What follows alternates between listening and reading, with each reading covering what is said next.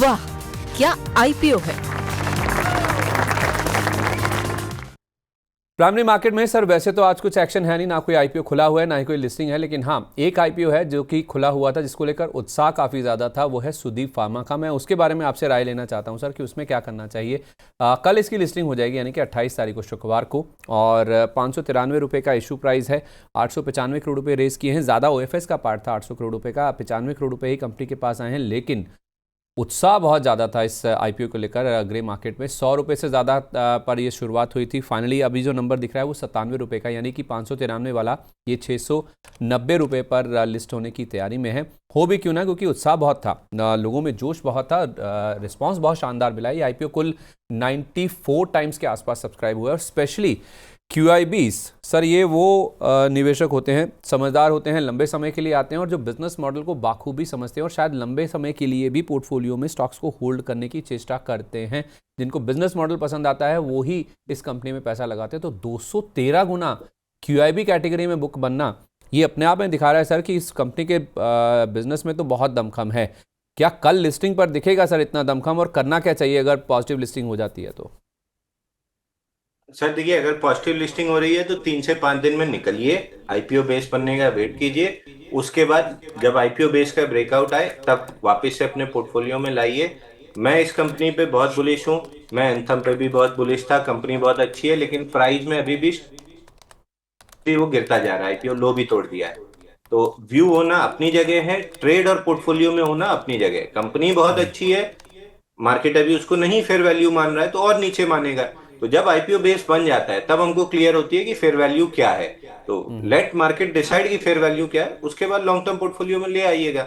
But IPO multiple times मैंने कहा है कि आप life cycle of A trade पढ़ेंगे, उसमें एन नंबर ऑफ एग्जांपल्स दिए हैं, आपको मिल जाएगा कि आईपीओ किस तरीके से ट्रेड करना है। तो 4 से 5 दिन अपना पूरा जूस निकालिए, बाहर होइए, फिर let others fight for fair value. जब वो एक पक्ष जीत जाएगा जो कि बुल होना चाहिए, जिस प्राइस पे वो जीतेगा उस प्राइस पे हम री एंटर कर लेंगे। और वो प्राइस क्या होगी? वो होगी आईपीओ बेस का ब्रेकआउट।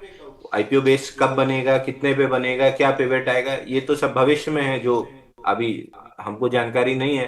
तो लेट्स वेट एंड वॉच कि वो बन जाने दीजिए। तो 3 से 5 दिन अपना लेके निकलिए।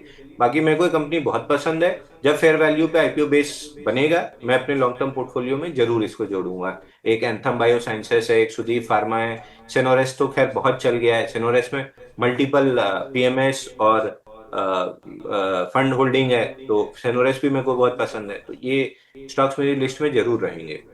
ठीक है, तो आपका जो सर थंब रूल है वो जहाँ पे कल कल ये स्टॉक लिस्ट होगा, जो ओपनिंग लेवल होता है उसके ऊपर टिकना जरूरी होता है, या फिर जो आईपीओ का इशू प्राइस होता है उसके ऊपर टिके रहना इंपॉर्टेंट है? तो देखिए, हर चीज डिफरेंट फ्लेवर शेप साइज में आती है। अगर ओपन हाई खुल गया कल, मान लीजिए सुदीप फार्मा ओपन हाई ही खुल गया, तो हम तो तुरंत ही माल बेच देंगे, क्योंकि ओपन हाई के बाद क्या होता है आप गूगल करके सब लोग एक बार पढ़ लीजिए, open is equal to high trading pattern. आपको अपने आप दिखेगा ओपन हाई खुलता है तो जब तक हाई नहीं क्रॉस होता है पूरे दिन स्टॉक की पिटाई होती रहती है, या जो भी चीज है ट्रेडिंग इंस्ट्रूमेंट उसकी पिटाई होती रहती है।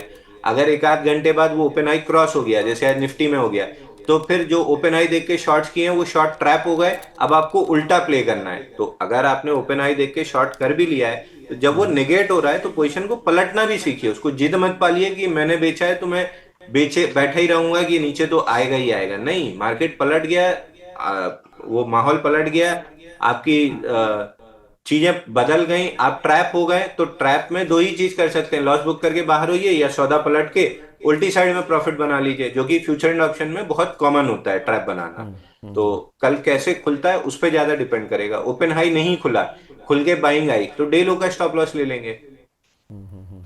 चलिए ठीक है, तो इस तरह से आप मैं चाहें तो इसीलिए तो सर हमेशा अनकंफर्टेबल होता हूँ प्री मार्केट चीजें बताने में, क्योंकि खुला कैसा, खुलने के बाद क्या कर रहा है, इस पे चीजें बदल जाती हैं। तो मैं आज आपको बोल के चला जाऊं 5 दिन होल्ड करना, और कल वो ओपन आई खुल गया और सेलिंग आने लगी, तो आप अगले हफ्ते बोलेंगे आपने तो बोला था 5 दिन होल्ड करना है, 5वें दिन नीचे आ गया। तो खुलने के बाद कैसे रिएक्ट आता है आपको उस हिसाब से रिएक्ट करना। अल्टीमेटली देखिए, इस बाजार का नाम है शेयर बाजार।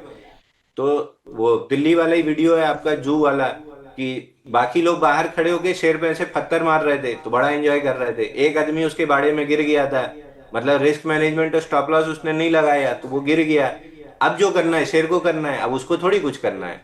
तो यही हाल होता है, शेयर लेने के बाद जो करना है शेयर को करना है, आपको कुछ नहीं करना है। पैसा देना नहीं देना उसका काम है। आपका काम केवल रिस्क मैनेजमेंट है कि बाड़े के बाहर खड़े रहना है, इतना रिस्क मैनेज करना है। वो स्टॉप लॉस और रिस्क क्वांटिटी कैलकुलेटर से होता है। हाँ, जो आपके बस में है बस उतना ही कीजिए, उसके बाद फिर जो करना है वो शेयर को करना है। चलिए इसी बीच ठीक है। जमुना ऑटो नया डे हाई। ठीक है सर, बहुत मुबारक हो आपको जिन्होंने लिया है, उनको भी। ये शॉर्ट टर्म का ट्रेड आपको बताया गया था। लेवल्स आप कहें तो मैं दोबारा आपके लिए बता देता हूँ कि जमुना ऑटो में 112.75 के आसपास इनिशिएट करने की बात थी, 130 का हाई, मतलब 130 का टारगेट और 106 रुपये का आपको स्टॉप लॉस रखना था। क्वांटिटी भी आपको बताई गई थी, अगर 1 लाख का पोर्टफोलियो तो 31 शेयर आपको लेने हैं। ग्लोबल संकेतों के दम पर कैसे खुलेंगे हमारे बाजार, क्या कह रही हैं खबरें और ब्रोकरी रिपोर्ट्स, किन शेयरों में बनेगा पैसा, बाजार खुलने के बाद क्या खरीदें, किन शेयरों को करें पोर्टफोलियो से बाहर, कैसा रहा बाजार का दिन भर का कारोबार, कैसे तैयार करें कल के बाजार की स्ट्रैटेजी। इन सब सवालों के जवाब जानिए मेरे साथ ओपनिंग बज और क्लोजिंग बज में इन वक्त पर सिर्फ मनी 9।